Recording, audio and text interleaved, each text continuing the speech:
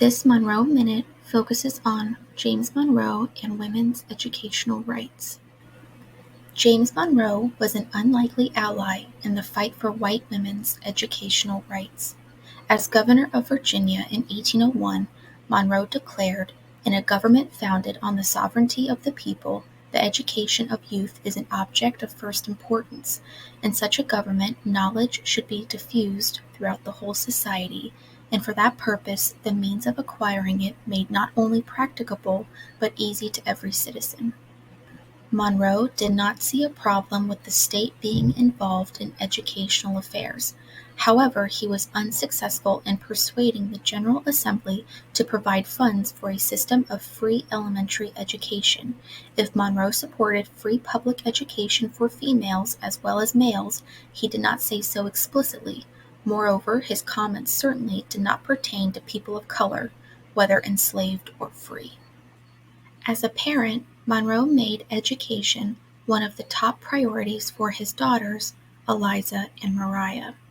When Monroe served as United States Minister to France from 1794 to 1796, Eliza attended one of the country's finest schools, run by Madame Jean-Louise Henriette Campan.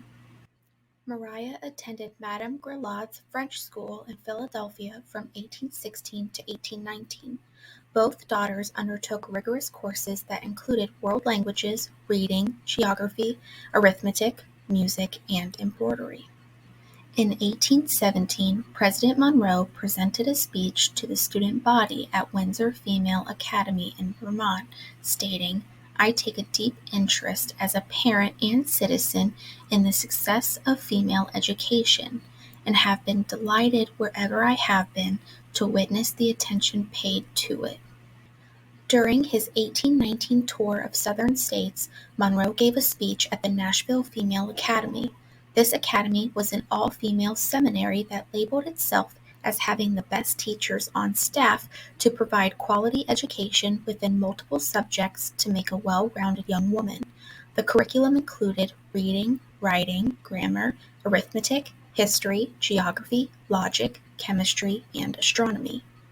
When addressing the student body, Monroe stated, "I cannot express in terms too strong the satisfaction which I derive from a view of this seminary, established by private munificence for the education of the female sex, having already under its charge 200 females, and exhibiting by its system of instruction and management so fair a prospect of advantage to the country."